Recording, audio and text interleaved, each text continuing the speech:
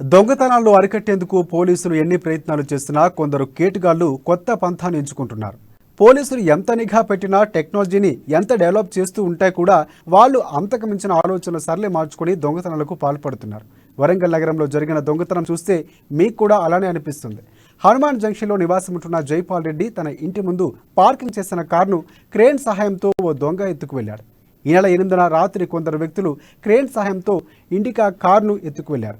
ఉదయం జైపాల్ రెడ్డి లేచి చూసేసరికి కారు కనపడకపోవడంతో చుట్టుపక్కల వారిని అడిగి నిన్న సాయంత్రం మట్టేవాడ పోలీసులు ఫిర్యాదు చేశాడు. ఆయన కేసు నమోదు చేసుకున్న పోలీసులు సీసీ కెమెరాల సాయంతో నిందితులను పట్టుకున్నారు.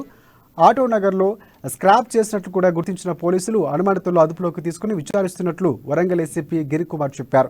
కారును ఆటో నగర్లో తుక్కు చేసినట్లుగా కూడా ప్రాథమికంగా నిర్ధారణకు వచ్చినట్లు ఏసీపీ వివరించారు.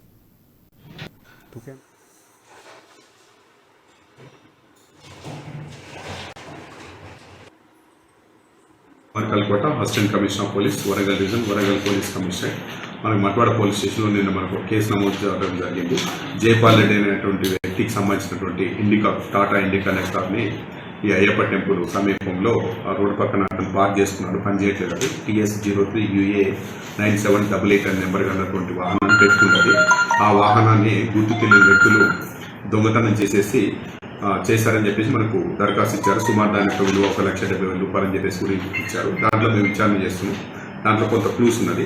అంటే మనకు ఉన్నటువంటి అనుమానం ప్రకారం ఏంటంటే వెరిఫై చేసుకుంటూ ఫైనలైజ్ కాలేదది. సో స్క్రాప్ వెండర్స్ లేకపోతే ఇక మిగతా వాళ్ళు అవసరం ఉన్న వాళ్ళు ఈ యొక్క వాహనాన్ని విడిభాగాలు చేసి అమ్ముతుందని చెప్పి సమాచారం వచ్చేసి దాన్ని కూడా మేము విచారణ చేస్తున్నాం.